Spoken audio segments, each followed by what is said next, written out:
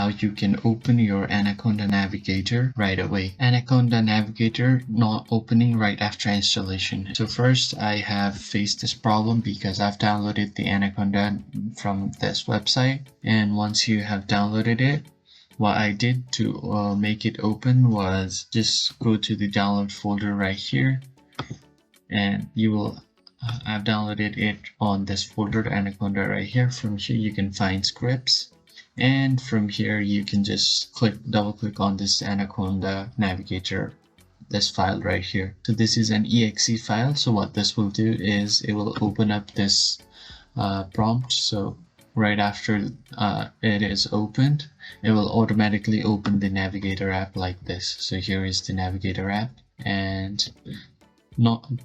if you want to instantly open it, what you can do is right click on this and pin to taskbar. So now you don't need to do all of these steps and go inside the folders, and you don't have to wait. You can just close it and quit the application for now and directly open from here. So if you do this, the script will open first, and after a while your application should be open. So if you do this, you don't have to follow all of those steps, and you can instantly open Anaconda Navigator. If you found this video helpful, please hit the like button and subscribe to the channel, and I'll see you guys on the next video. Thank you for watching.